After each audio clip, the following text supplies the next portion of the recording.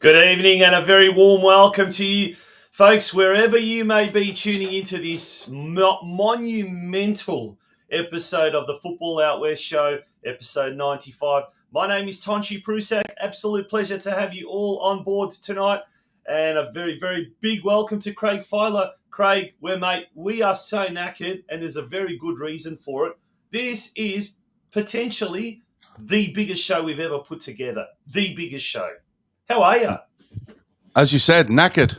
Absolutely shattered, mate. It's been a long day. Actually started last night. I got in from football last night, about 10 o'clock, I think it was, by the time I got in, and then started uploading some videos, and it was 20 past 12 before I turned the lights off, and was messaging people about the show today, and then got up at stupid o'clock this morning and started it all over again, and literally in an hour and a half time will be the end of a day that I'll sleep well tonight, especially if I had 3 beers as well, so I'll definitely sleep well tonight. Well, folks, no less than 8 guests. You heard that right. 8 guests on tonight's show. It is going to be a massive show. It is let's call it the run home roundup as we start to approach that final turn, as we start to approach that straight with the finish line in clear sight. We're going to now analyse all of those divisions. There's about 8 divisions. We're not going to get through all of them, to not all the divisions that are, but we'll be going through NPL, NPL2, NPL3, State League 1, State League 2, State League 3, State League 4, State League 5, VPLW, and hopefully the State League Women's 1 as well. Did you get that? You probably didn't. But Craig, who are all of our guests on tonight's massive show? All right. So coming up first up, we've got hopefully he's home and sorted himself out. We've got George Katsakis, the head coach of Heidelberg United. They finished a game this afternoon at St Albans, so we'll be speaking to him about a good week for the club. With Australia Cup, Doherty Cup news coming out. We've got head coach of NPL topside, Stuart Begg. He's going to come on. NPL2, Stuart Begg, he's going to come on and talk to us about the club's fantastic season so far, talk about their new signing and what's in store over the next couple of weeks. We then cross over to, if that's not enough, we cross over to Lou Acevski from Preston Lions, who had a great win on Friday night against Nunawading and have got some huge games coming up in that big race for NPL3 promotion. We then cross over to Melbourne Knights VPL player Kate Spateri. I think she's the niece of the legendary Joseph Spiteri. Oh, that would be interesting. It'll be good to chat to Kate. They played this afternoon against Bundara Eagles, so we'll have That's the VPLW. Yep, VPLW. That's the VPLW. And then back to the men's State 1. We've got men's State 1. We've got Lochie Roos. Lochie Roos is the one of the senior players for Caroline Springs. George Cross. He's going to join us. And then into State League 2, we've got Kev Theuma from the head coach at Mill Park. Bill Georgopoulos, the coach of Westvale. We're riding high there in State Men's 3 Northwest. Then we'll be speaking to the president of Melton Phoenix and friend of the show, Michelle Williamson. She's going to join us around about 8:20, hopefully, if everything, fingers crossed, goes well. But we know on this show, Tonch, nothing ever goes well, so we're in the lap of the gods. Well, we've got a huge show, a massive shout out to our major sponsors for 2022. Caroline Springs George Cross, home of the award-winning Georgie's on Vista Bistro. We'll take a few messages from our sponsors and also our business advertiser for today, Guzman Finance. When we return, it's our very, very first guest tonight. We'll be talking NPL Victoria football with George Katsakis, the coach of Heidelberg United, and therein we'll start our massive roundup. Folks, don't go away. It's episode 95 of the Football Out West show. You find authentic Maltese cuisine? At Georgie's on Vista, in the heart of Fraser Rise. We have a menu to suit everyone, which includes kids and seniors meals, and a cocktail list that will need you to come back several times to get through. Our specialty nights are a big hit. Tuesday is $20 Palmer night with a selection of Palmers to choose from. Kids eat free Wednesday night. With every paid adult meal, you get one free kids meal. Thursday is Maltese night. Check out the Maltese specials on our specials board. And Friday night we have happy hour between 5:30 to 6:30 p.m. Be sure to book your table to avoid disappointment. Bookings can be made via our website, georgesonvista.com.au. See you at George's on Vista. You'll find us at Caroline Springs George Cross. Guzman Finance, Point Cook's professional and trusted mortgage broker. Using the latest technology powered by Australian Finance Group, their lender panel has over 30 institutions, including the major banks. Whether you're in the market for your first home, refinancing, renovating, or buying an investment property, contact Andreas on 0425 826 055 or visit their website at guzmanfinance.smartonline.com.au. Welcome back to the Football Out West show. Now, we do start our roundup tonight on somewhat of a somber note with the sad news of the sudden passing of one of Hoppers Crossing's dearest sons, Julian Zach, sorry. My apologies. Yeah. Julian Zach, yep. Hoppers Crossing, they've just announced you're passing one of their former captains, best and fairest winner, and the three-time championship winner. But not only that, he also made his mark at Melton Phoenix, and we'll have Michelle Williamson, the president of Melton Phoenix, a little later on in the show to chat about her club, but also Julian Zach as well and his contribution to the club. But it wasn't just there that the late Julian made a real impact on a local club. He did that with Laverton FC as well. He captained a team and got them promoted in 2017. So very sudden. He was sick not that long, but gone way too young, and that's just really sad news. So to his family, his friends, to the Hoppers Crossing Soccer Club, to Laverton FC and Melton Phoenix, to everyone involved, we pass on our deepest condolences on the tragic news. So that really is sad to hear.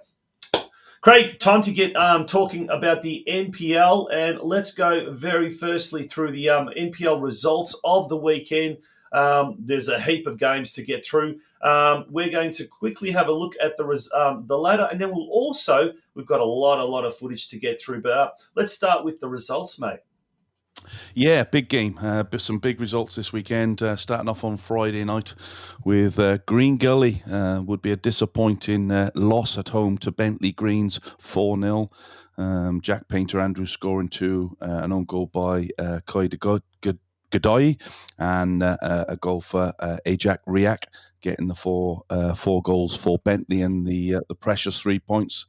Oakley Cannons had a fantastic 5-0 win at home to Dandenong South. Joe Knowles getting 3, Joe Guest getting the other 1, and Chris Lucas getting 1 as well. And we'll see some of these goals as I'm talking to this. And a red card for Delano Thoreau from Dandenong City gave Oakley a convincing 5-0 win there at home. Another shock, I suppose, in Avondale, losing at home again. This time to Dandenong Thunder, who have made some big signings in the transfer window. Josh Meeker scoring their only goal up there at Avenger Park. Eastern Lions continue their sorry form in NPL. They haven't won a game or picked up a point in NPL at home this season, Tonch, and they had a bit of a lambasting against South Melbourne, the league leaders, 4-0. Harrison Sawyer netting all four for South Melbourne with a convincing display. And apparently it's the only time in history that a South Melbourne player has got 4 goals twice. That is amazing. Well done there. And you'll see the coverage in this, Tonch. Some of the goals were fantastic from him. He's a big lad. He's a big target man, but by God, he can play. Altona Magic had a disappointing loss at home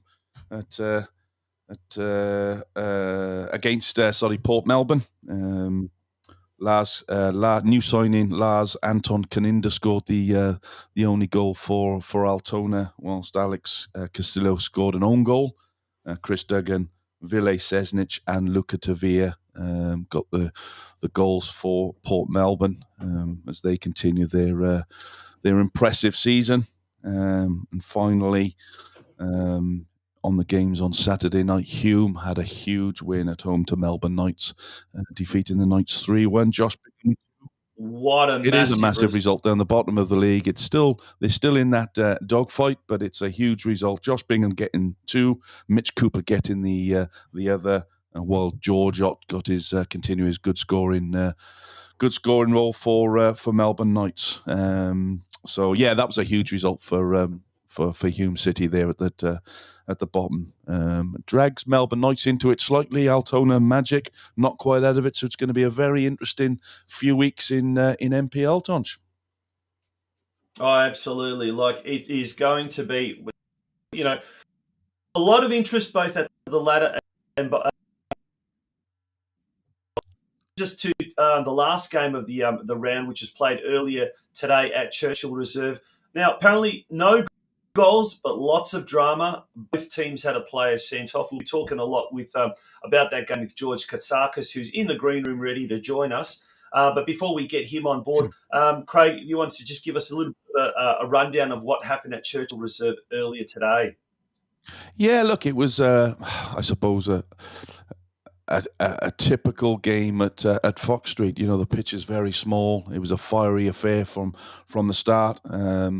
Not many chances, if I'm honest. A lot of guts and lots of tackles flying in, as you said, Tonch. A couple of send-ins off. We'll speak to George about that. But look, George will be very disappointed. They dropped 2 points there today, and St Albans the other way will be thinking it's a point gain. But from a Heidelberg perspective, it'll be a disappointing 2 points loss. But they do climb the ladder, so even though they lost 2 points, they do climb 2 places. And as you can see there from the board, they do go up to 5th.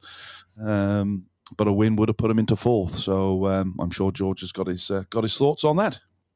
Yeah, with that in mind, let's bring the man onto our show. It's an absolute warm welcome to George Katsakis, and looks like his camera's a little bit distorted there. Good evening, George. How are you? Gents, how are we once again? Looks like he's in one of those. It looks like in one of those fairgrounds, doesn't he, with the mirrors? Yeah, I don't know what's going on there, but what's going on there? I'm not too sure what's going on there. That's for sure. George. Okay. We'll push on with it. Was it 2 points lost or a point gained? We've lost him, unfortunately. That's our first guess that we knew it was going to happen. It was always going to happen. It was always going to happen. So. I think it was. Guys, is that better? That's better, mate. That's better. George, we've got George Katsakis back on. George, so first question, was it 2 points lost or 1 point gained? How did you see today's game? Oh, look, I think going out to St Albans is always a difficult venture, a tight ground, a team that's pushing for a result to get away from that, possible relegation zone. Was always going to be difficult. I don't want to say it's 2 points lost. I think it's a point game that, we've gone undefeated for 12 games and in all competitions. For every win you get, you're expected to lose one at some point, but, not to be. And with a bit of luck, had things gone our way, possibly without the sending off, we could have got a result. In the same token, then in the last few minutes, it was quite a dubious decision there for a penalty that could have gone against us and seen us lose the game. So, look, I think it's a point gain. We've come a very, very, very, very long way since 10, 12 weeks ago, and I'm overwhelmed, to be quite honest. Yeah, look, thanks, George. Thanks for coming on, mate. I know it's been a bit of a rush home for you, but thanks for coming on. Yeah, look, I saw the first half of the game and then came home because my feet couldn't take any more. But I think you were right. Before the sending off, I think there was opportunities, and I wanted to touch on the two sendings off for you, the Nicoladis and the one for two yellow cards for St Albans. How did you see the Nicoladis one? Because I know obviously there was a lot of debate around that with the referees walking. How did you see that? Was it a sending off?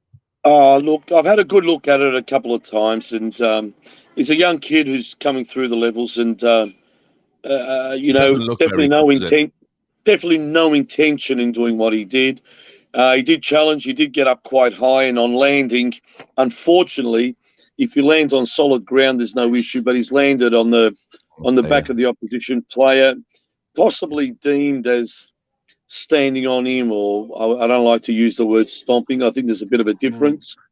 It was all in his action and on landing, but the rule says you stand on somebody on coming down. It's a sending off. So sending off, yeah.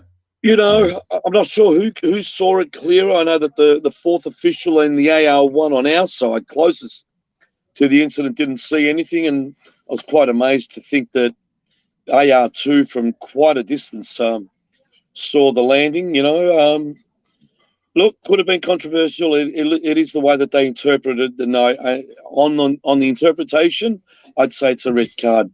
In terms of the Hakim's second yellow, it was definitely a second yellow. Second yellow warrants, be it right or be it wrong, it warrants a red card. And unfortunately for Hakim, I took that precaution with Dom Fella, and I substituted him at half time for that reason, or just after half time for that reason, knowing that he's on a yellow card and we're already down to 10 men. I didn't want to lose another one, so I made that decision. So you become vulnerable when you've got a booking against you, and that's the way it goes. Yeah, and you were, as you said there, there was a dubious decision for the penalty, which could have been a penalty for a foul on Joey Monich in the last minute, I think, or extra time actually. Again, got away with it there, I think. Could have been a penalty for us. But having said that, George, the referee was right there. I have to give him credit for he was there. So look, in a chat we had after the game with him, he said, Katz, I was right next to the incident. I was very close. Yeah. I thought that Mullen Roberts actually dragged Joe Franich's feet, more so. Look, he was close enough. I think there was a couple of half yells in the first half. Could have gone either way. I think at the end of the day, I think a fair result was the draw. Yeah, agreed. Touch on midweek for you. Fantastic result in the Doherty Cup against Green Gully, which was a tough game. I don't think any team wanted extra time and penalties in that game, so it really was a thunderous game. I was lucky enough to commentate the game.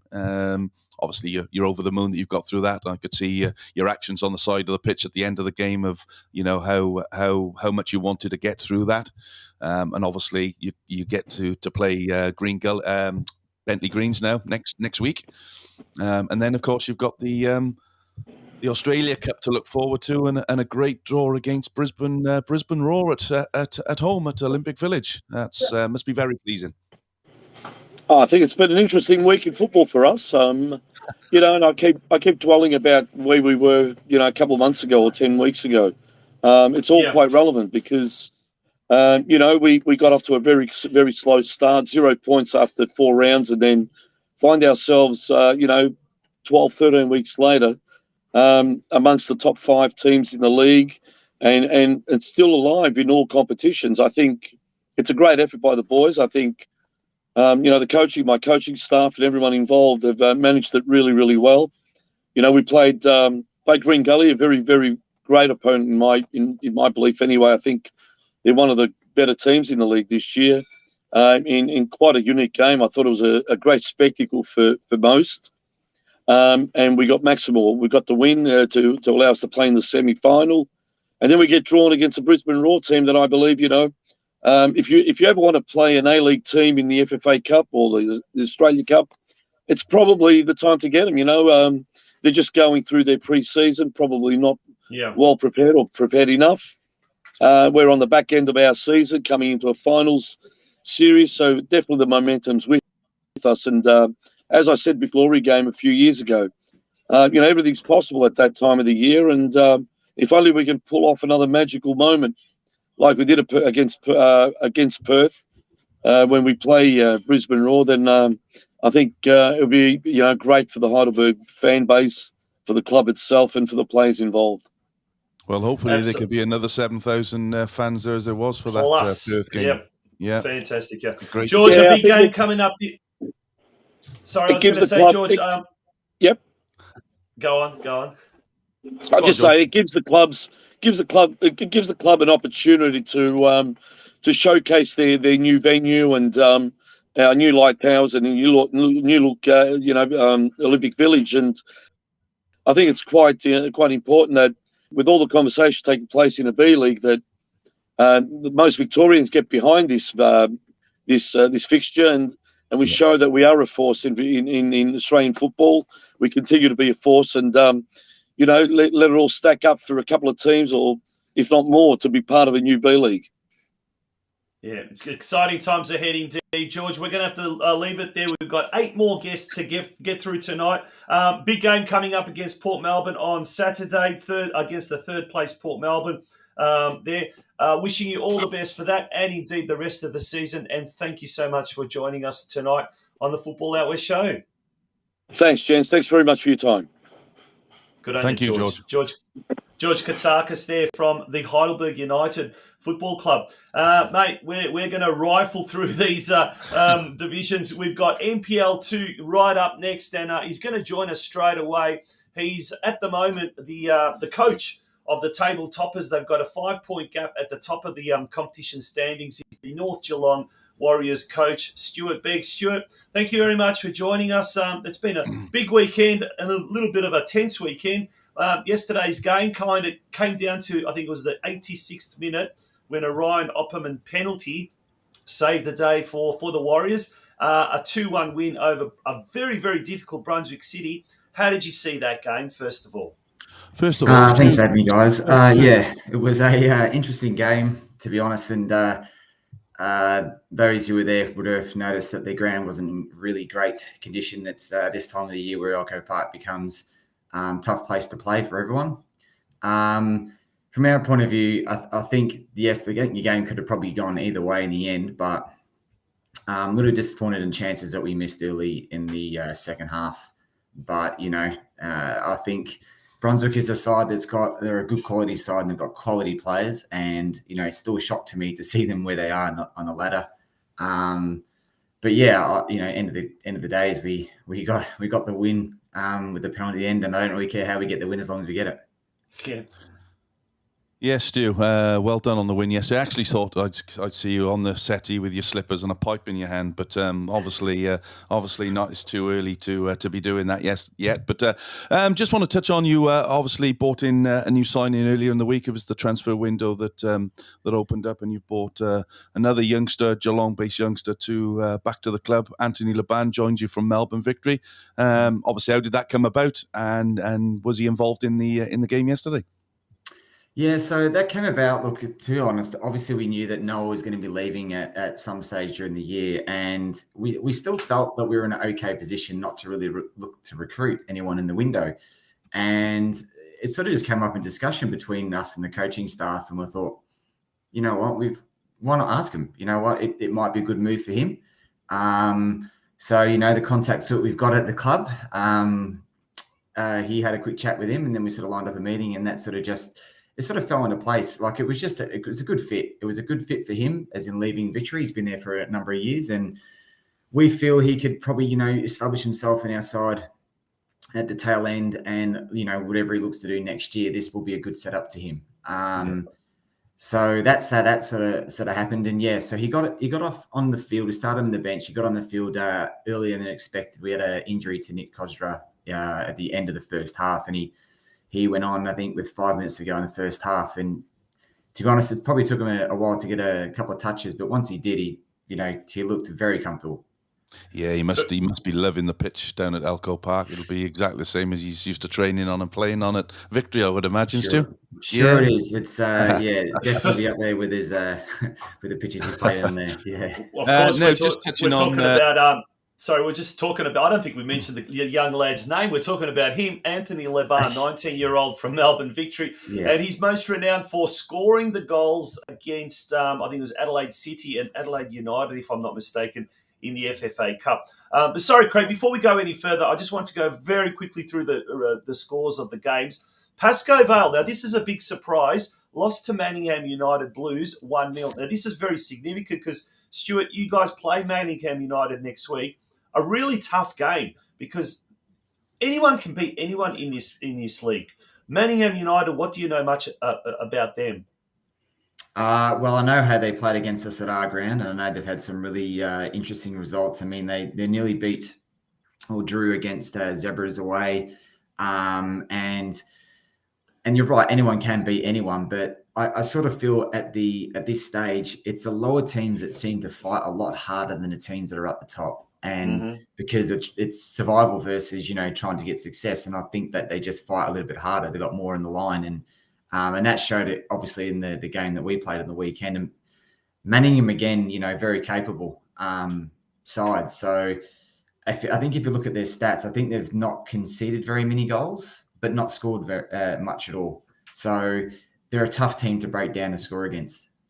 Yeah, and they got their new facilities as well. I think they're unbeaten on their new facilities, which is a synthetic. I know that won't bother you guys too much because you train on a synthetic once a week down there, so hopefully that'll put you in good stead. But just going through the other results there, Tonch, of the league, Pascoe Vale, obviously, as you said, Manningham.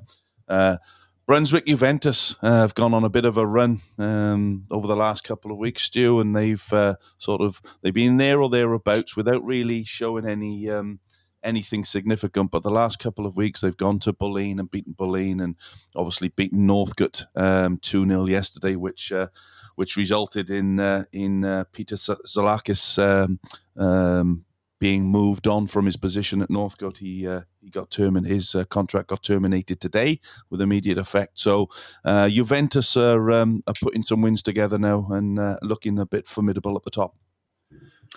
Yeah, Brunswick say they're a good side, and like I said, they're also a team that's got a lot of quality on paper on the field, and it's to be honest, it's what Brunswick side's going to turn up on the day, and right now they're turning up every week. So, and this is the tail end of the year where they need points, so they're doing it at the right time for their point of view. The big surprise came in the Bulleen Lions versus Goulburn Valley game. 1-1 draw. Goulburn Valley have not won all season, and they kept Bulleen Lions to a draw. Moreland City, another significant result, recorded a 3-0 win over Langwarrin, and they keep biting there at your heels. And then we've got Kingston City taking on Werribee City as well. But Stu, a real danger period, as you mentioned, next week it's Manningham United, then I think it's Werribee thereafter, if I'm not mistaken, then comes, if I'm not mistaken, Kingston City. So you've got a couple of these so-called lowly teams, and as you said, that's where the danger is because they're really desperate at the moment, aren't they? The next six fixtures, it's a tough old running. Regardless of where they are on the table, you've got Manningham, then you've got Werribee, Pascoe Vale away, Kingston at home, Bulleen Lions at home, and then Moreland City to finish off away. There's no easy games in there, Stu. It's yes, you've got that buffer and you've got that 5-point lead at the top, but there's teams in there who are vying for promotion, and there's teams in there that are trying to stay off relegation. So it's not going to be easy, is it? How do you keep the players?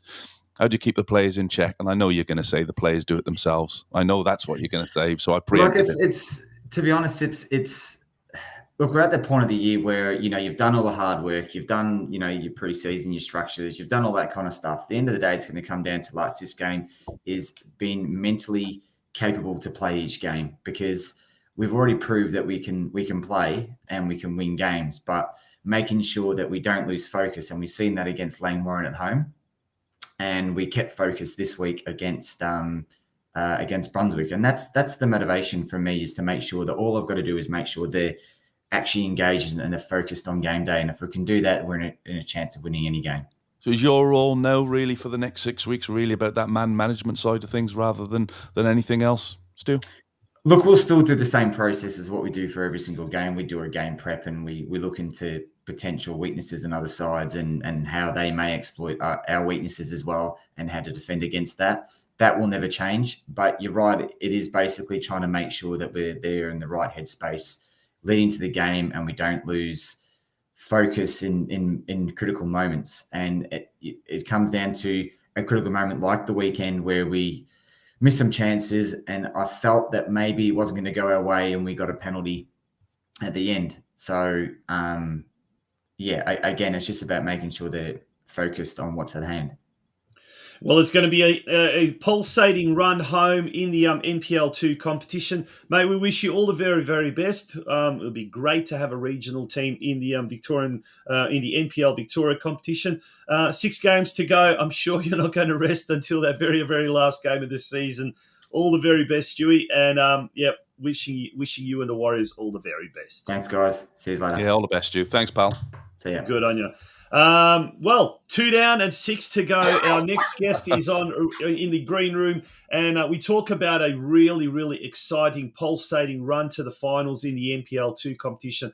Mate, the NPL3 is just as exciting, and to tell us all about it and how his team is placed, it's a big, big welcome to the Preston Lions coach, Lou Acevski. Lou, welcome to the Football Out West show. It is an absolute pleasure to have you on board. Gents, Tonj, Craig, thank you for having me on board. No problem. No problem at all, mate. We'll touch on because we'll obviously have to fly through this. Friday night, fantastic 2-0 win at home to Nunawading, and we've got some highlights of the game here. I listened to the commentary from a very esteemed Josh Parrish, who does a great job. He said that Nunawading came to play. How did the game go for you? Obviously, a 2-0 win and 3 points, but how did you see the game? Yeah, it looked pretty much spot on. I believe Nunawading's probably the first team outside of the A-League teams that have come to BT Conno wanted to play football, and they did a really good job at that, especially in that first half. They put us on their back foot a couple of times, and they controlled possession for numerous passages throughout that first half. But what we did well was really hit him on these transition moments and the counter attack, and we did hit the crossbar. Connor hit the crossbar, then he missed another opportunity a couple of minutes later for shot cross goal, and then we pretty much had I think it was a set piece. The goalkeeper fumbled it, and I think we're just showing it now, and our own boys cleared it off the line somehow. So don't ask how that happened, but that's probably the miss of the century there. But and then I think Stambo again. I hear the highlights again. Stambo's missed a chance of all come across from Chrissy Davis and just misdirected, unfortunately. So we had 4 really good chances in the first half, but they had majority of the play and the possession. And second half, the game, we had a good chat in the rooms, and we came out and again we scored a goal, and it looked a little bit controversial when the ball went in because Perry consulted his linesman, etc. The keepers dropped the ball, took 2 bites of the cherry, so to speak. He dropped it. Moore put the ball in, but Connor Bell was on the ground, who didn't interrupt in any play. But and Nunawading were calling for an offside, but which wasn't. And then obviously a few minutes later, another break from one of their corners.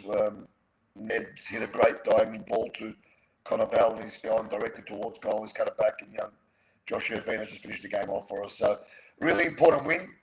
One of the form teams, another one he's been the last 3 weeks prior to us. They won everything. So, it was a very, very important game. Not just for the 3 points, but what it's done, it's given us a 10-point buffer to them who are sitting 5th on the ladder at the moment. Yeah, and I was going to touch. Sorry, Tons. I was going to touch. Obviously, 4 new signings that came in during the transfer window. Talk us through the one of them. Now, has he come in as a player, or is he still going to be part of your coach, or both? In Sasha Ozganovsky. Yeah, look, I would say about 2 months ago, we had a few injuries in defence and the rest of it, and I said, Sash. I know you're 43, buddy, but if anybody can do this, it's he's got a body of a 22-year-old, mate. You can do this, mate. So how about you just put the boots on, come and train every session, and if it comes to the stage where where we still got these injuries and we need someone to come in and do a job for us, well, I can obviously trust you, and you can control the terms and all that. So Sash is obviously he loves the club, and he'll only come on and do something or play if we really need him. We don't want to put Sash in that predicament where, he hasn't played for 5-6 years and to come out of retirement just for the club and put him in certain situations. We don't want to do that. But if need be, I'm 200% comfortable in Sash coming controlling things like he usually did when he played. Absolutely. What an interesting side story to that is. We'll talk about some of the other recruits as well. Craig, did you want to mention some of them? Yeah, Matthew Symes, Jack Bozanovsky, and Jonathan Germano have joined, and just to bolster up, because looking at the fixtures that you guys got over the next couple of weeks, I think the next probably 4 weeks are going to be defining as to whether you get promoted or you stay in NPL 3 next year. Lou, I think you've got Melbourne Victory away at Epping on Saturday, which is never an easy place to go. You've got Whittlesea Rangers at home, then you've got Western United at home and Melbourne City away. Doesn't come any tougher than that, does it? No, look, it's going back to part A of that question. Look, Matty Symes, obviously, we've got Chris Theodoridis at our club, and he's done a great job. Matty Symes moved back from Sydney, so he loves the club, and it was a no-brainer bringing him in, and obviously challenging for that first team spot. And then Jack Boz he's coming from Werribee. He's played every game there, I think, a bit apart from one. 21-year-old. He came in. He's done a great job at training this week. We're a bit short in the middle of the ground in positional wise in that number 8, number 10 role. We still haven't found that right combination throughout the whole year. We've been putting a few players here and there. So and he fits the mold well. Young Jack, great attitude, great kid. So really happy to bring him on board. And then obviously Jonathan Germano came up on, I think it was Tuesday morning after I spoke to Zocky at Avondale, and Zoc said, look, they've parted ways with Jono, and Jono's record for the quality of football that he is speaks for itself. So I had a chat to him, and pretty much that happened last Thursday was a transfer window deadline day. That happened by lunchtime. So I believe they're 4 really good pickups for the club, and that's, as you said, Craig, before, the next month. Even though I'm going to be the usual, we'll take it 1 week at a time situation where we'll worry about victory this week more so than the next 4 weeks. But look, 6 games to go, a lot of football to be played. Everybody's going to play everybody. You've still got to go to difficult grounds and play football and try and win games and the rest of it. But Melbourne Victory this Saturday, we know what to expect from A-League teams. They're going to come out and play their brand of football, make it very, very difficult. They're obviously 2 points behind us now in 3rd spot. We know they want to get promoted. They want to push high, and get go into the NPL2. But so do we. So it doesn't matter who we play and which ground we're going to play. I know we're going to give 100% and definitely push for that 3 points come Sunday. Just quickly looking at some of the results in the weekend just gone by, or the games just gone by, some big shocks. As we've already mentioned, Preston, you've defeated Nunawading City 2-0. Western United lost to Springvale White Eagles 2-0. Geelong was held to a 1-1 draw by bottom side Whittlesea Rangers. And Melbourne Victory was held to a 2-2 draw by Doveton. Box Hill United destroyed Ballarat City 5-0. We don't have a result for the Melbourne City North Sunshine Eagles game. Melbourne City won 2. Melbourne City won that one 2-1, Tosh. Won that one. There you go. So then that ladder means that they're on 38 points, 4 points clear of Preston, who are 2 points clear of Melbourne Victory, and then Western United a further 3 points behind that. And Nunawading City, they missed a gilt-edged opportunity to move even closer, but it wasn't the case to be. So that looks like that top 4 could be well settled, but never say never. Lots of intrigue in NPL 3. Lou, it's going to be a huge month coming up for you. Wish you all the very best. Thank you for joining us on this bumper edition of the Football Out West show. Your guest number 3, and we've got 5 more guests to get through, so we're going to have to leave it there, but wish you all the very best for the rest of the season. No, thanks for having me on, guys. Much appreciated. Good on you. Thanks, Lou. All the best for the next couple of weeks, mate. Acevski, the Preston Lions coach. Wow, that's fantastic. How good are all those competitions that come?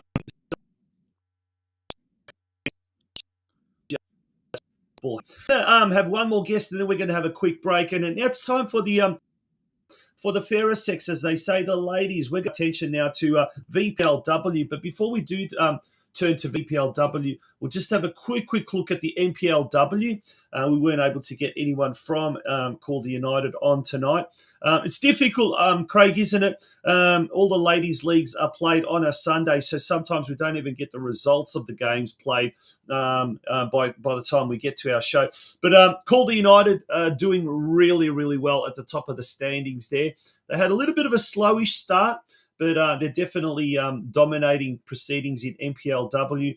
And Western United Women in Drag, as you could call them, they are going to be playing in the W or A-League Women's next year, or the majority of those players. Good news for the West.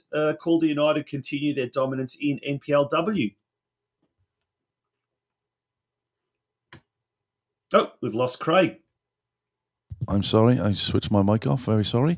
Calder United going from strength to strength there, closely followed by Heidelberg, and then it's a big gap between Heidelberg and Boleyn Lions, isn't it? But look, fantastic that Western United are going to get have got an A-League license, and that's going to only benefit Calder, of course, and football in general in Victoria. We did try and get somebody from Western United to come on and have a chat with us about that, but unfortunately we didn't hear back. Yep. Which is disappointing. That's look, it's great. We've said it a couple of times over the last couple of weeks. It's a massive year for football in Australia with the World Women's World Cup, and we have to jump on board and get behind the ladies. Yeah. Now, we must be saying it is a bit disappointing in this day and age when we are trying to promote women's football at every opportunity. We did try and reach out to Western United on the week when the A-League Women's has been expanded to include Western United next year and Central Coast the following year, when the number of games have expanded, i.e. the rounds, and also when Western United this week announced their coach and their team manager, basically their football department.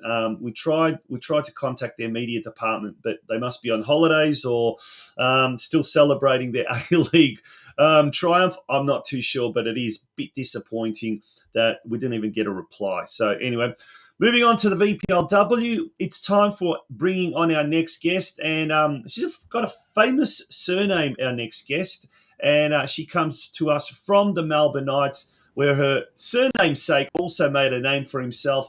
But we're not talking about Joe Spiteri today. We're talking about Kate Spateri from the Melbourne Knights. Kate, thank you for joining us on this Sunday night. How are you?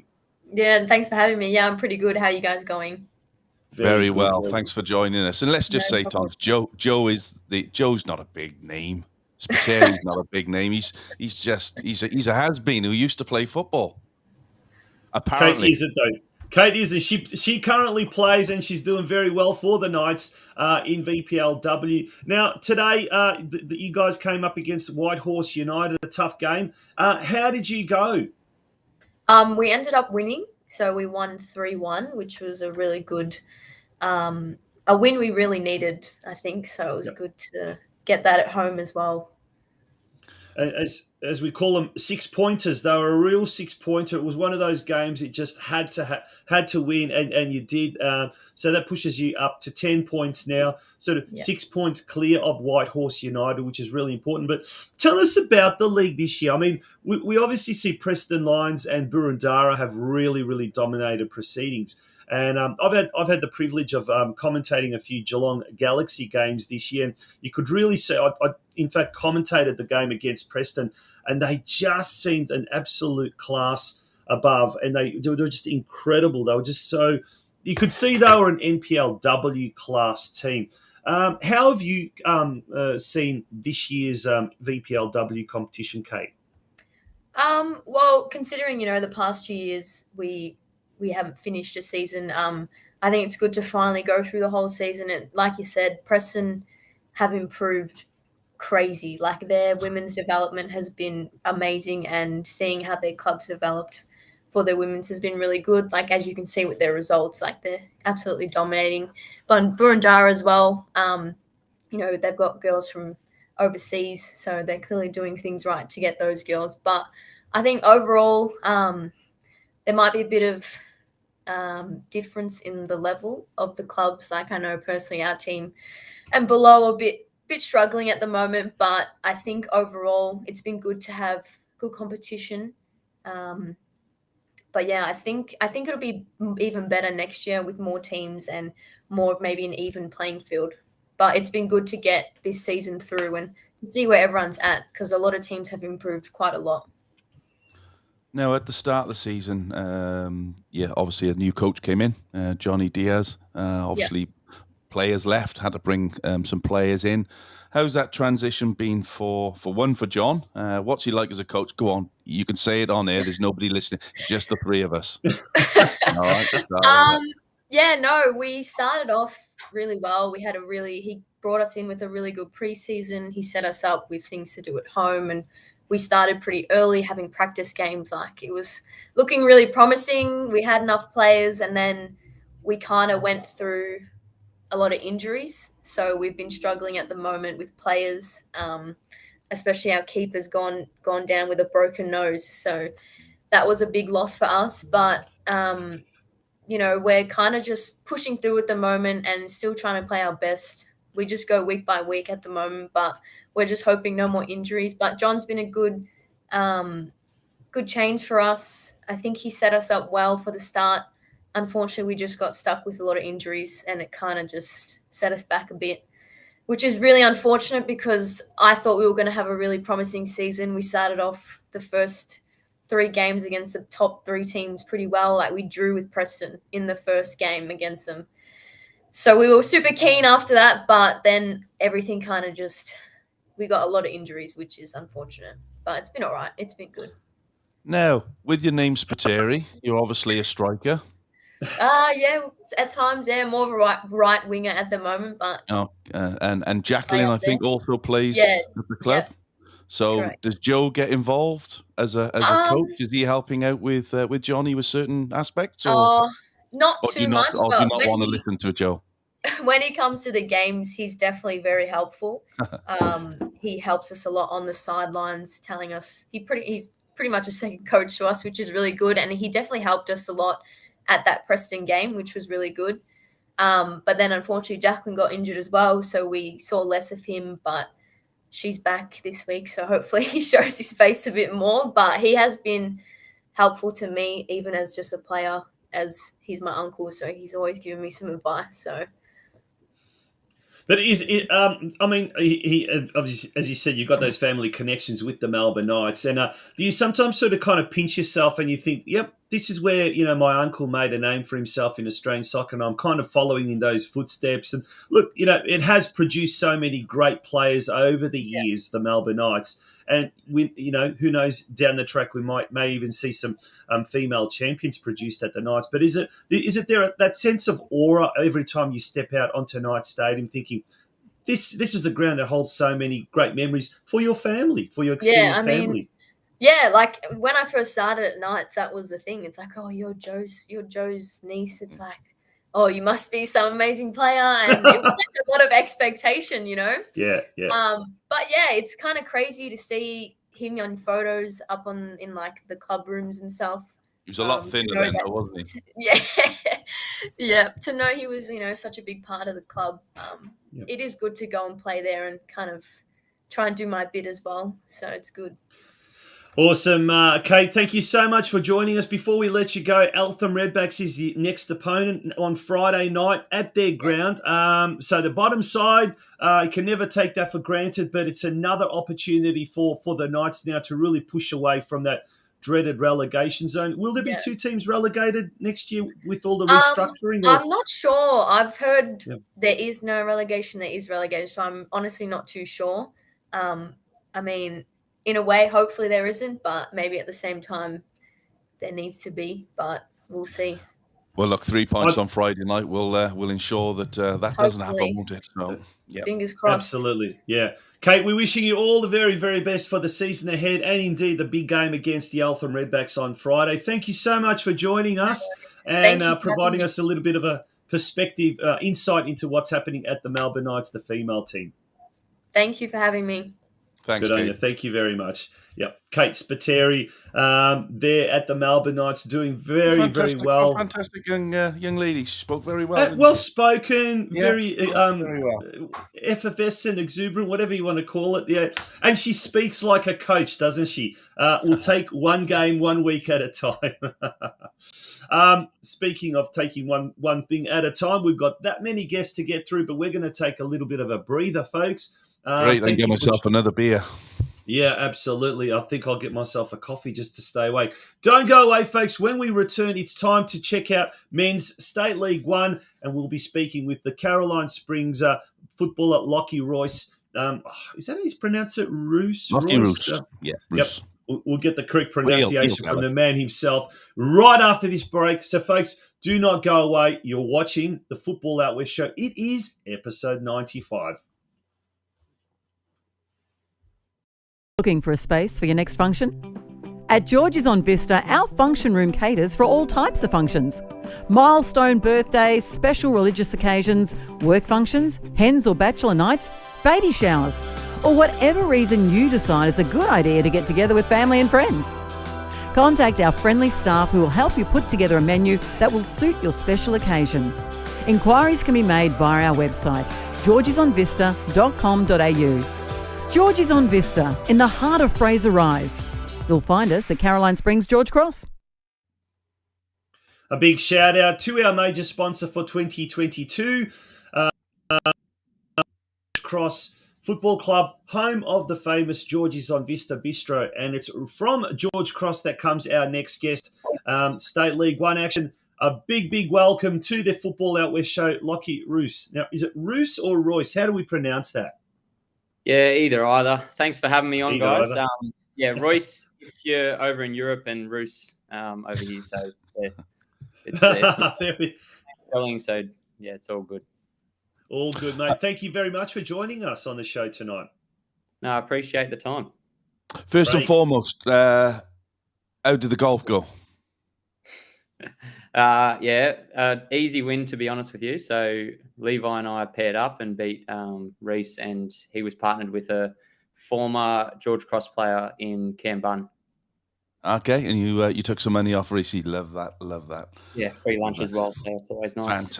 Fantastic. Listen, mate, I just want to touch on, obviously, last night's big game. We had a couple of disappointing results the last few weeks where things haven't gone quite right against Essendon Rolls, and obviously the big one at Sydenham Park last night. But last night, under lights down there at Altona City, the boys put in a fantastic performance to come out 3-1 winners. A much needed win, should we say? I think to settle everybody down a little bit, because it's been a little bit anxious the last couple of weeks. How did you see last night?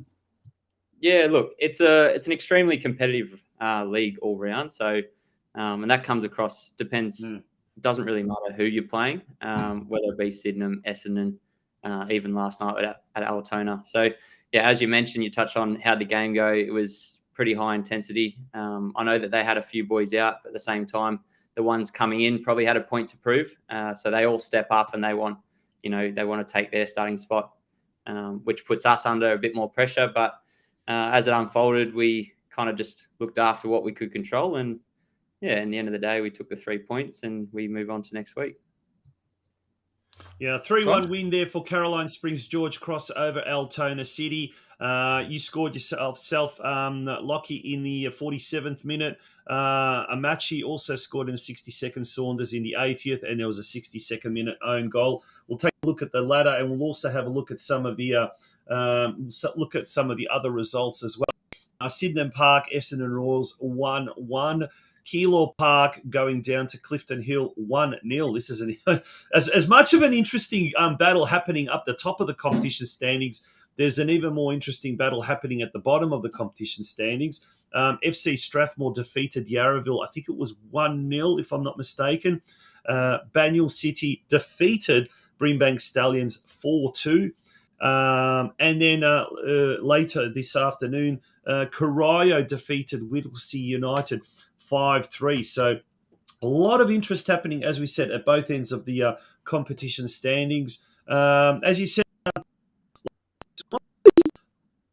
leagues where it's very, very competitive. We've gone out on it. It is the hardest league to win. It is, and Mark Sultana, the George Cross president, has said it is just such a fiercely contested league. How do you find it? Is it just thrilling? And once one game finishes, you just can't wait for the next game to come, or you just can't wait for the end of the season to just take an absolute breather? No, any player, they enjoy playing. So once you get to the end of the season, you think, it's a long wait. In Australian football, it's a really long off season. So, like you say, it's a really difficult league to win. And that mainly comes down to the fields you play on, because any team can beat anyone on their day. It all just comes down to the knit and grit kind of side of football, where the team that shows up and does the little things right comes away with the points. And you see that. And it comes down to even playing, I think, who's at the bottom of the table, I think you mentioned was Strathmore. Yeah, so they had us on the rope. Yeah, they had us on the ropes at 1-0 early in the season, and they've gone and taken points off other top teams throughout the season as well. So, yeah, it just shows you from top to bottom, it's not the easiest league, that's for sure. Yeah, and last night was... Sorry, Tom, go on. I was just going to say, and Strathmore is the game in hand that you have at the moment. So you really just cannot take anything for granted at the moment. But sorry, Craig, I just nipped in with a little bit of trivia. Talk about last night's game, really, because it was as you said, Lochie, it was a battle. The pitch was, it's hard to play any type of football on a pitch like that. It was heavy, it was wet, there was marks everywhere, tractor tires on the pitch. Obviously, the gaffer got you set up to play a certain way, and it obviously went the way that you guys wanted. What's the process now for the next week? Obviously, no training tomorrow. Back in on Tuesday, and obviously another big game now on Saturday against Brimbank, who we want to try and turn them over, because they turned us over at home just a few weeks ago. Yeah, definitely. Tuesday and again Thursday ahead of Brimbank away. Brimbank is another one of those games where it's just not an easy place to go to. The field isn't. You're not going to be playing the most pretty football, that's for sure. It can be windy there at times as well. So look, it's just going to be, if we can get up for it, which we will be, and hopefully we want it a little bit more than them. And it's one of those games where we can push them kind of, almost put a line through them in terms of promotion. So kind of one step closer to our goal, which is obviously winning the league and then obviously getting promoted. Yeah, and you just mentioned the pitches. Then it must be very hard because it's you've obviously played on good pitches in your time, and you played for a very, very good Preston Lion side. And then you're playing on this type of pitches that we're playing on in State League One. It's your football really. Your good football just doesn't happen, does it? It's winning ugly and getting those 3 points, getting off there, getting home, and then going again next week. Is that how you've been playing this year? Yeah, pretty much. No, it's not one of those you turn up, you get to play your top NPL level kind of nice pitches, and both teams are trying to play, and the technical side comes out. Yeah, it's you got your big boys getting up, winning the headers, getting stuck in, take an extra touch, someone's going to go through you. So, yeah, you just got to play your percentages, do the right things. And, if you come out on top, which if you do the right thing more often than not, you do. So, it's kind of one of those leagues for us. It makes it all the more intriguing, I guess, for the neutral fan, and indeed, it just makes it even more tense for example, George Cross fans or any other fans of any other club in the league. So very quickly, Essendon Royals taking on Altona City this Friday night. Brimbank Stallions hosting you guys on Saturday. Karaya at home to Banyule City. Keilor Park at home to Yarraville. My gosh, every game is got some significance here. Clifton Hill at home to Whittlesea United. And Strathmore, who have been very much in form since Mickey Chelina took over, they host Sydenham Park. And he could do you guys a big, big favour there at Strathnova Reserve, which has really been boggy in recent weeks. They take on second place Sydenham Park. So it is going to be a thrilling run to the finish. And Lochie, mate, we're wishing you all the very best. Wish everyone at George Cross all the very best for the last 6 games. And we'll be here every Sunday covering it, analysing it, and looking forward to the next week as well. Yeah, go Strathmore, eh? Yeah. Mickey C's listening. You've got a couple of fans out there as well. Good on you, Lochie. Thank you very much for joining us. And once again, all the best for the big clash against Brimbank Stallions next Saturday at Club Italia there in Brimbank. Thanks for having us, guys. Take care. Thanks, Lochie. Cheers, mate. Good on you, Lochie. Absolute pleasure chatting to Lochie Royce or Roos. What a player he is, by the way, Tonch. Yeah. What a player he is. He's so calm on the ball, even when things are, hotting up around him. He's just that calming influence that in his experience, he's played captain Preston Lions for many years and has come in. It's just a real calming influence on the field, some player. Yeah. Well, unfortunately, week in, week out, we don't get a chance to look at some of the lower leagues. Tonight we're going to do that. We're going to try and do that, starting with State League 2. A lot of interest in State League 2 at both ends of the competition standings, as is always the case. And it's our pleasure to bring on one of the great fans of this program. Santino's going to be made up now, isn't he? Goodness me. Santino Mamone is going to be very, very excited with our next guest. It is an absolute pleasure to welcome Kevin Theuma, who is fresh from a holiday, I believe. Kev, how are you, mate? Coach of Mill Park, how are things with you? Good evening, gents. How are we? Good evening, very Kev. Well, mate, very well. Not as good as yourself, though, but how are you going? Yeah, going well. Yes, I did come back from Thailand. It was warm compared to sunny Melbourne. How are things over there to get back to normal post-pandemic and what you're not? Yeah, look, they're sort of getting there slowly. Still pretty quiet from a tourist point of view, but still warm. Beaches are still nice. Beers are still cheap. So just what we want. Just what we want. I'll have to take you with me, Craig. Yeah, next time, mate. Next time. Thanks for the offer.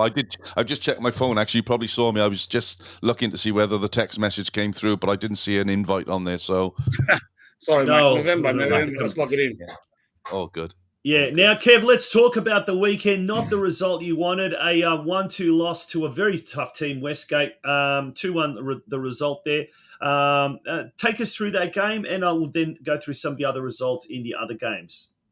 Yeah, look, Westgate are a great side. A lot of quality players there, and we always have a bit of almost a little rivalry between us and them.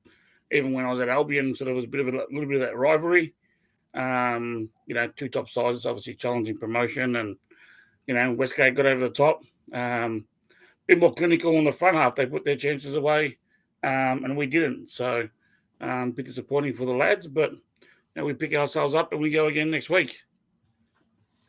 Yeah, no, we're looking at I'm looking at the ladder here, Kev.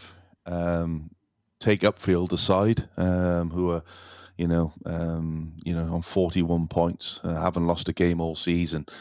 Below them, yourselves, 28, Albion Rovers 28, Altona Phoenix 28, Westgate will be on what, 29? Westgate will be Westgate 29, yeah. 29, and then you've got Hoppers just on 20, 21 points behind that. We talk about how things are hotting up now in all the leagues, but this is as close as it's going to get in any league. 4 teams vying for that second place, and some big games coming up. How are you looking towards the next 5 or 6 games, Kev?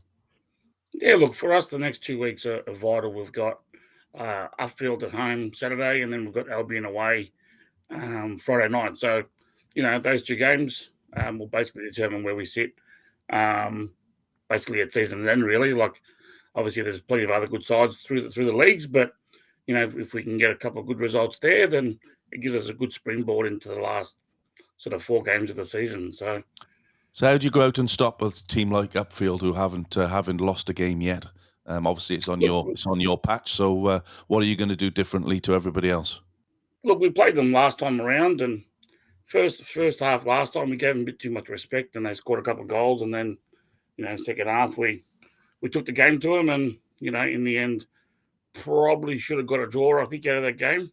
But yeah, look, they're a great side all over the park, and the boys on the bench are just as good as the guys on the park. So tough to beat, but I'm pretty confident if our boys show up and are fired up, we're a chance to beat anyone on the day. You know what I mean? So yeah. That's a big game next Saturday.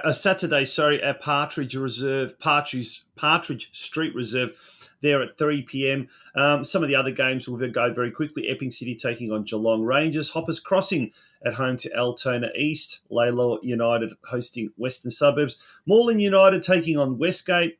And Hume United at home to Albion Rovers. So there's going to be some really, really riveting games there as well.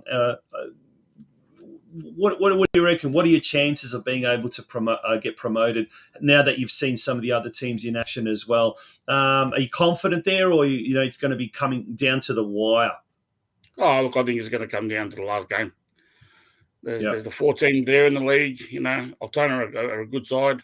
Probably got the easiest draw, not easiest draw, but an easier draw. They don't play as many of the teams in and around them in the run home. And, Albion and Westgate have hit their straps, So, they're in form.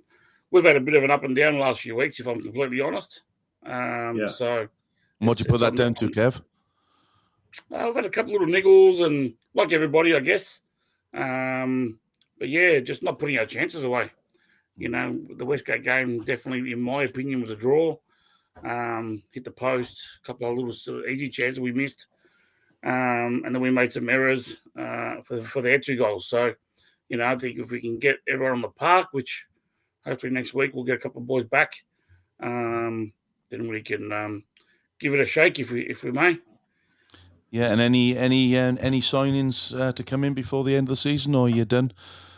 Oh, look, always looking, what it's like, Craig. But the market at the moment is quite difficult, and everyone's sort of settled where they are. But look, state 2 is getting harder and harder. There's some quality that have dropped out. Melvin Beckett at Westgate on the weekend was unbelievable. Absolute top quality little player. You got Theo McAllis has just gone to Altona East as well. He scored yesterday. There's some quality there, and look. I could probably mention 8 or 9 players from the Upfield side that are all, NPL quality or State 1 quality easy. So, and Albion again, my old mob. They've brought in Donnie McGuigan, who's a good little player, and the boys that were there previously, again, a lot of quality there. So we'll put our best foot forward and see how we go.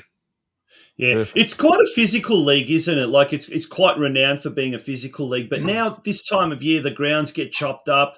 They're very wet, very heavy. It becomes a real physical contest. And as we spoke with our previous guest, Lochie Royce, the grounds aren't that good, so they're not conducive to playing very smooth, a skillful football. It really becomes a real dogfight, doesn't it, towards the run home? Do you find that that's an advantage or a disadvantage for your team coming into the final stretch? For us, I think it's actually a disadvantage. Our ground's quite chopped up at the moment, and even yesterday was difficult to play our style. But that's no excuse. Both teams play on the same park, and we all know it's going to happen. We all know, like mid-year, the rain comes, and the grounds aren't the same as all the local footy grounds around, and unfortunately, that's what we've got to play on, and that's take nothing away from Westgate yesterday. They both played on the same pitch, and they were just better than us in the end. So, yeah. Good. All right, mate. Well, we wish you all the very best. Craig, did you have any last questions there? No, all good. No. All good. Just wish you, as Tonsi was just about to say, best for the big one. Yeah. Yeah, wish you all the best for the next few weeks, mate. Two big games coming up. Let's obviously one against Albion Rovers, your home team, so you're not going to go there and not put up a fight, mate. So now wish you all the best over the next couple of weeks. And thanks, gents. Yeah, appreciate it. Keep looking out for you over the next few weeks, and hopefully you'll be a State League One team next year. Thanks, gents. All the best. Well, Santino, you're good, mate. He actually pops a comment up there and he says Mill Park will get promoted to State League One next year. That's what he's saying. So let's keep that prediction alive. Eh? Kevin, once again, thank you so much for joining the Football Out West show tonight. All the best for the rest of the season. Take care, lads. Thanks, Kev. Good on you. We're nearly, speaking of coming into the home stretch, we're nearly in the home stretch ourselves. When we return after this very, very short break from our business advertiser, Guzman Finance, in fact, now is a very good time to start thinking about your mortgage and refinancing your loan. And Andreas from Guzman Finance will help you very much so, with probably yet another interest rate rise on the horizon. Here's a couple of words from our business advertiser today. When we return, we'll be looking at State League 3, and our next guest after that will be Bill Georgopoulos. He's the coach of Westvale Olympic. Folks, don't go away. We've still got a lot to get through in tonight's Football Out West show. Guzman Finance, Point Cook's professional and trusted mortgage broker.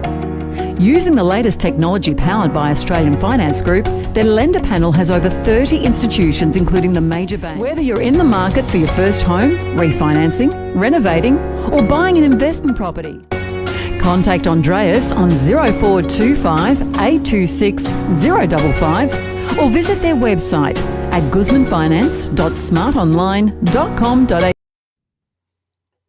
Oh, that cut us very, very shortly there. Out West show quarter actually is a frenetic pace tonight. We hope you are enjoying tonight's very, very special, expanded, comprehensive coverage. And I'm sure there'll still be people complaining, but you didn't cover. I've just seen a comment.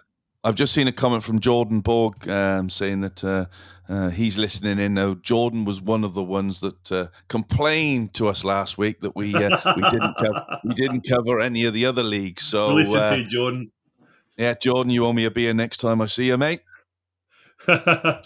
It's time now to talk about the State League 3 competition. By the way, Football Out West. So we're going to look at the Western divisions or the Northwestern divisions. We haven't got time to look into the Southeast or the Eastern divisions or the South and Southern divisions, but the Division 3 Northwest, some interesting results over the weekend. But before we talk about the results, let's bring our next guest, and he's the captain. He's there he is. He's the coach of Westvale Olympic Football Club, Bill Georgopoulos. Bill, we're getting muddled up here. Bill, welcome, George Billopoulos, yeah? Is that true? Everyone does that. Everyone calls you George. No, everyone calls me George. Yeah, it's a very common at the moment. And Craig, I must say, your Greek is very good. You pronounce my surname perfectly. Thank you, mate. I've had lots of practice, but let me tell you, doing commentary over the last 2 years, mate, it hasn't always been that way. I can rest assured I've made some right boo-boos on some players' names. So glad to have you on board, mate. Thanks for joining us. Thank you. Yeah. Now, Bill, your team is in action tomorrow night on a Monday night against Faulkner at CB Smith Reserve. We'll talk a little bit about that, but we'll go through some of the results from the weekend. Craigieburn City defeated Sunbury United 3-0. Altona North defeated Moonee Ponds United 5-0. And if you want to go onto Altona North's Facebook page, there's some brilliant photos of their dressing room. Rob Casher down Geelong Way, who's an Old Life member, has done some special upholstery for him. Geez, it looks fantastic for a State League 3 club. Sebastopol Vikings defeated Diamond Valley 2-1. We had Heidelberg Eagles defeat Western Eagles 3-1. We're not sure of the score between Point Cook and Williamstown. Do we know? Williamstown won that one 2-1. There you go. And Bill, now the game against Faulkner on Monday. How have you seen the league so far this year, State League 3? Well, definitely stronger than last year. I mean, although last year we might have finished bottom, there was no relegation, but I can see this year, I'll have to say that there's at least 6 teams prior to ball being kicked that wanted promotion this year. So I think it's a very tough division. I mean, out of that top half, I'd say Faulkner started off the slowest out of all the clubs, and we happened to play him. I think it was round 5 in the first round. And to be honest, they were one of the best teams we played, although they found themselves, I think they were second last or third last at the time. But yeah, look, they've been well coached. They've got a young team. I know it's going to be a very tough game tomorrow night at Faulkner's ground. But I'm sure my boys will be up to the challenge. I mean, every game we've played probably in the last 10 weeks, every team wants to obviously break our duck. And look, I just can't thank my players enough. I mean, it just shows how mentally strong you need to be to keep the unbeaten run going. But obviously, our goal is obviously just to finish second and get promoted and get out of Division 3. But you know, if a championship's out for grabs, and you know after that a undefeated run to the end happens, then we'll take that as well. Now, Bill, you touched on there that obviously last year the club were bottom. Yes. And obviously would have been relegated had there been this full season and whatever. So what's been the transformation from the club? So how do you go from being bottom of the league and relegation fodder to being top of the league and not losing a game? How's that come about for the club? Look, It's fantastic. To be honest, I got appointed after round 2 last year. So the club had lost 3-0 to Western Eagles. They went down to Ballarat to Sebastopol. They conceded another 7. And to be fair, my first game in charge, we conceded 9 against Faulkner. So we lost 9-0. So it was a challenge from there. I reached out to an old president of ours to come back and step in and help the club, which is a very passionate man, George Lulakis, and he has come back. And to be honest, when you're minus 20 goals after 3 games, no player wants to come to your club, that's for sure. And to be honest, we signed, I think it was 32 or 42 players in 7 weeks, believe it or not. Wow. Just to keep turning him over until we got a very respectable team on the park. And I think although the season was cut short last year with 13 games, we lost one of the last 5, I think it was. Although we were still in bottom position, I highly think that we wouldn't have finished there in the last 9 games. And look, from that, we kept quite a few of those boys from last year. And obviously, you know, George is a very, not only passionate, but very ambitious person. He's never won a league as a president. He's come runners up a couple of times, which I was lucky enough to play under him as a president at the club. And so we went out, you know, look, like I said to you, 6 of those 12 teams this year would have been vying for promotion.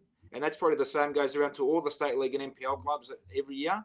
And unfortunately, not all of them get to get promoted.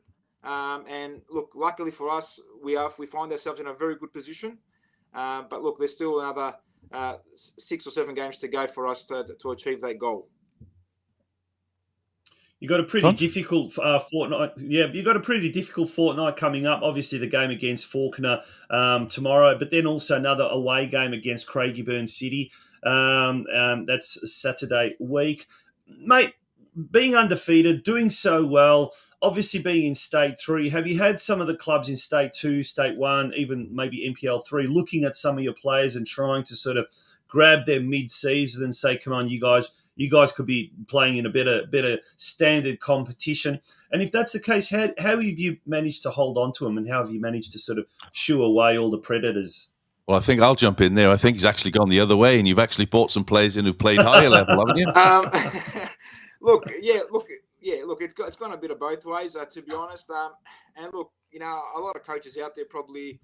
Look, I'm pretty new to the coaching caper, but I think a lot of people out there look at too much resumes. I think so. Even teams in our division, they might think, oh, this guy's played in State 1.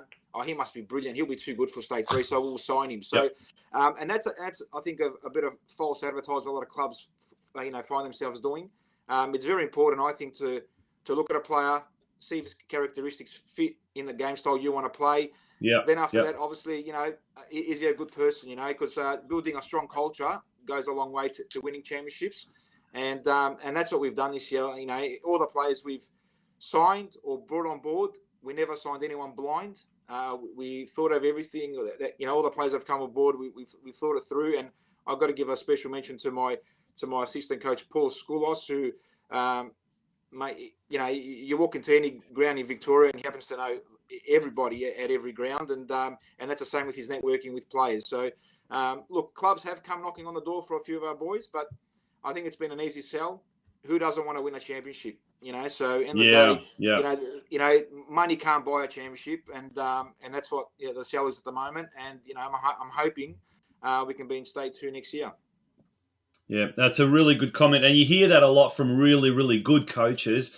Culture is very big at any club, and it doesn't matter if it's at A-League or EPL or NPL or State 5 even. That is one big thing. Mate, It's going to be an interesting competition or interesting run home. You're in the box seat, no doubt, but you can't take the foot off the pedal, so we're wishing you and everyone at Westvale all the very, very best. And Bill, thank you so much for joining us here. It is a pleasure to be able to look at the State 3, State 2, State 3, State 4, State 5, etc. And we wish we'd be able to do that every week, but unfortunately, time and resources and all of that sometimes works against us. So thank you on this occasion for jumping in and talking State 3 football. Thank you very much for having me, guys. It's been a pleasure. All the best, Bill, George, and we'll catch you up. We'll catch you up before the end of the season, no doubt. No worries. Absolutely. Craig, appreciate it. Thanks, Bill. All the best, mate. Bye. Good on you, Bill. That's Bill Georgopoulos, not George Billopoulos, joining us there to talk State 3 football. That is absolutely fantastic. Now, we're going to have our very, very last guest joining us very, very shortly. She's the president of Melton Phoenix, and geez, there's been some really interesting things on and off the field happening at Melton Phoenix. But before we do that, let's have a look at State 4. So look at... This is an interesting division for several reasons, but the team that is doing very, very well at the moment, and we'll just bring that up. There's State 3, but State 4, Geelong Wolves, newly promoted from State 5 last year, and in fact, the only reason they were promoted was that they were just filling in a gap. But they have been absolutely amazing in their first season. 13 wins, 1 draw, 2 losses, and they sit pretty on top of the competition standings. Westside Strikers do have a game in hand, and they're in second spot. And then there's a big gap between themselves and Laverton. Now, obviously with this one, it's only the top team gets promoted. Is that right, Craig? I think because it's a West Division and then the champion of the North Division, they get automatically promoted. I'm not sure. Are there? Look, I think it's changed, Tonch. It used to be certainly when I was coaching. We were State League 4. It was the top one went through automatically, and then there was a playoff between the second place, the second place in State League 3, or second last in State League 3. But I'm not sure whether that's changed. But look, this again is going to go down to the wire, isn't it? Absolutely. Westside Strikers and Geelong Wolves, obviously in the ascendancy there at the top, but Laverton just 6 points behind. It's going to be a very, very tough league. But look, Kilo Wolves have done fantastically well. Tried to get Sofian on the show. Unfortunately, he had something on tonight. Otherwise, he would have come on. But he's done a fantastic job there over the last 2 seasons. Hopefully, maybe in weeks to come, we might catch up with someone from Kilo Wolves or even Westside Strikers, Caroline Springs. They defeated Melbourne Jordan City. Borgs actually just said that only the top team gets promoted. Top teams get through, so, yeah. So Westside Strikers did defeat Melbourne City, not the A-League Melbourne City, the Melbourne City from Spotswood 3-1. And Kilo Wolves had a late winner against Surf Coast 3-2 down at Banyul Warrior Reserve in Torquay.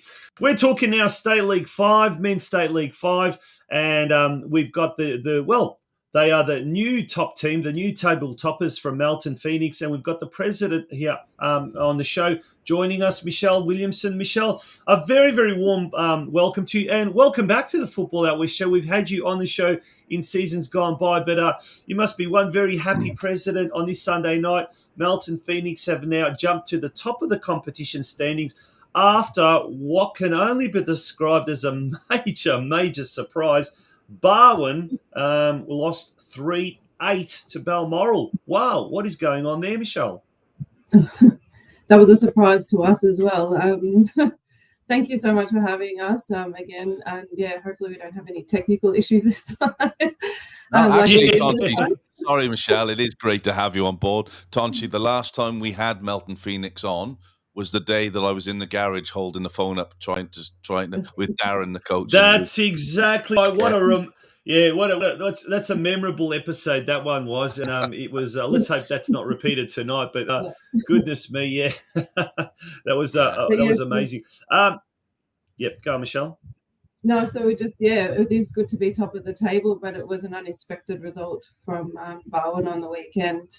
It is always tough to go to Balmoral and play. They're a very physical team with the home advantage. I think, they've got to get a good crowd. And, so we know what that's like. We were there. It was a tough game as well. So. Yeah, it was 3-4 at halftime, and the reports coming through at the time was that it was a very, very tough game. But what a goal feast that was! 7 goals in the first half, and then Balmoral just ran away completely with it. But as far as you guys are concerned, a good 4-0 win over Wynnum FC yesterday. Means you jump to the top of the competition standings there, and there we've got the ladder there. So Melton Phoenix looking pretty, sitting on top. Barwon in second spot. Balmoral, a red-hot Balmoral now on 34 points. They take on Deakin University, I believe, in the next round. So it's third versus fourth. Deakin lost to West Point, it's an interesting competition, isn't it? In the top 5, top 6 teams, anyone on their day could win. And there's some teams like Lara United who have been on a roll. I think they haven't lost in the last 6 games or something like that. So it's not going to be an easy run home, certainly by any stretch of the imagination. But as president, you're pretty confident the boys are going to be able to get over the line. Are you? I don't think you never be fully confident, but it's a great bunch of boys. I mean, the average age is 22 and a half or something like that. They're very, very young. We've got 6 players in there that were our old under 12s from, 8 years ago. They've all come back to play together. So it is a really young bunch, and Darren runs a tight ship there, and they're doing all the right things. They're driving, they've got so much enthusiasm. They're really driving it. So we're sort of all going along for the ride, really. Yeah. Yeah, and just looking at the squad list there, you've got obviously Lochie Stafford, who's played State League 1 football. You've got Alex Diamond that has also gone back to the club, having played State League football, and obviously you've got an experienced coach in Darren Trainer, who's been at the club before as well. How important is that to have somebody like a Darren at the club that's been there in the good, bad, and different days, to come back in with a very, very young squad to play? We played them in pre-season, and they're a good side. And I speak to Darren quite often. So it must be really pleasing, as you said, to have that very young core group of players in State League 5 that, if they stick together over the next couple of years, could go on and do some great things. Yeah, definitely. And I think it's Darren's forte, to be honest. I think that's what he's really good at, that sort of age group. And with the older guys that we've got in there, they're the same. They just really buy into the young boys, and I think they're enjoying having that young group around them. So we've got a really good balance of older heads in there, and the young ones coming through, obviously quite talented. Yeah, now off the field, you've had some massive improvements, massive ground facility improvements done at McPherson Park. Just recently, you opened your new pavilion, your new club rooms. Tell us what is going on down at McPherson Park. It's been a few years in the making. So we've had a gravel road since 1968. We're finally getting a bitumen road that will go from where the AFL ends to the soccer club, because it used to stop at the AFL, unfortunately. So we've got a bitumen road and 120 car space car park being built that'll be done by the end of July. And the new building's amazing. It's we've got the speakers that are outside, and the audio visual stuff, and top-notch canteen. I think Tracy, our canteen lady, is loving it. Finally. Well, we had some dodgy appliances and things before, whereas now it's amazing. It's really state of the art. But I think we're getting a lot right off the field, and it's now starting to reflect on the field. So and apart from yourself, obviously, who else has been really heavily instrumental in lobbying the local council and other businesses and whatnot for funding of that? Yeah, well, we have John and John. So John, our treasurer, and John, our secretary. Our executive committee, and Craig Howie stepped in. He's head of football, so he's also the vice president.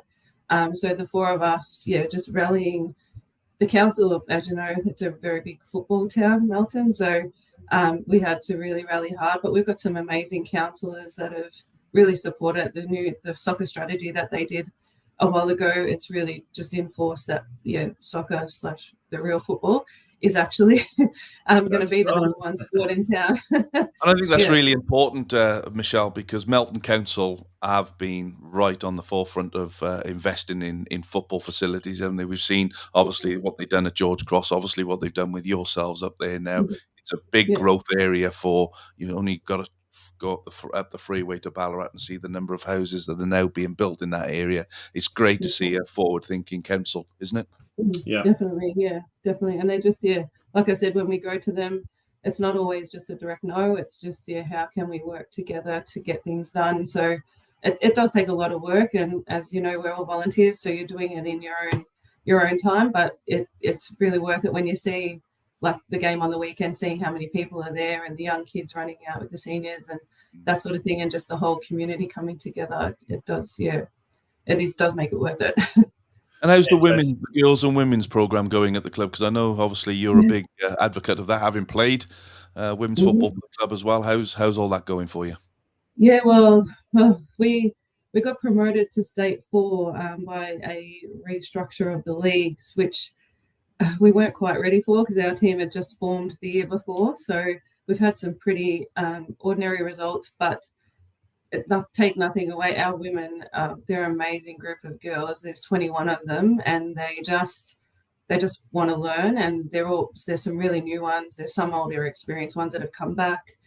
So the group is really good. But our female program now, we've got under 5/6 right through every 2 years, right up to the women. So goes from 7, 9, 11, 13, 15 right through. So we're catering for all of them now, and it helped because we've got the female change rooms there now, and the Go Soccer Mum starts in term 3. So there's a lot going on that we're in the female space, but it's one of our main pillars that we want to work towards because there isn't a lot out far west for that. If you're a Melton Phoenix supporter, or if you reside in the Melton area, do keep abreast of all that is happening through the Melton Phoenix social medias. As you said, lots and lots of programs for everyone there. And as we get closer to that July period when the car park's going to be all bitumed up and everything, just in time for the worst part of winter too. Michelle, on that note, thank you very much for joining us again here on the Football Out West show.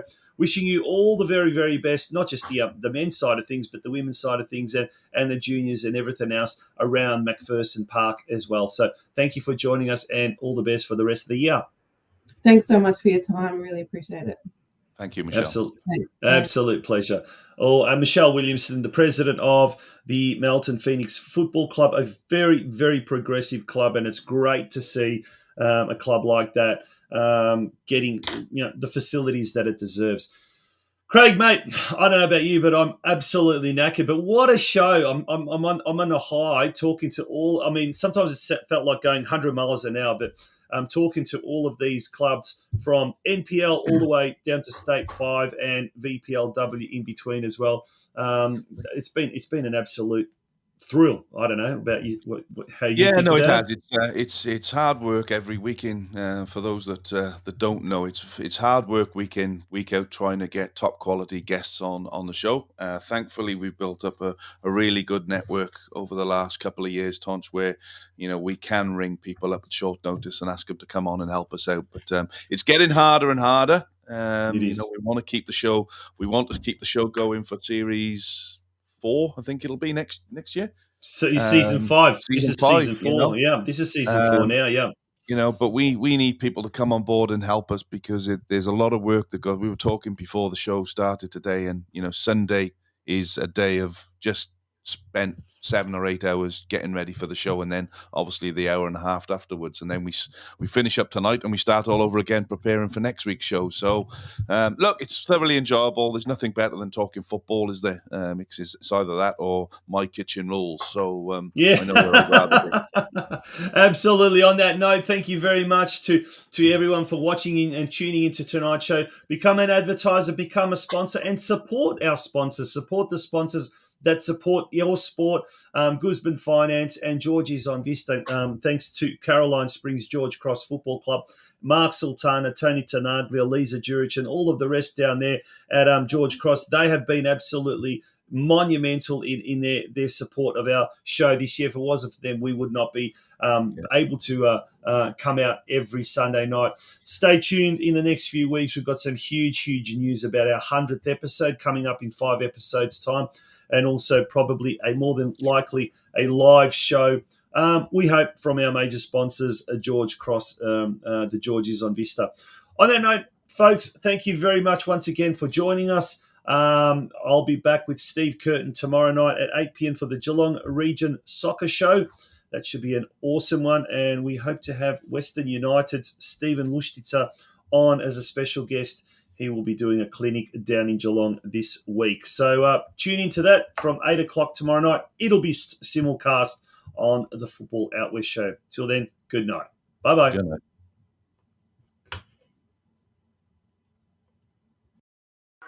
night.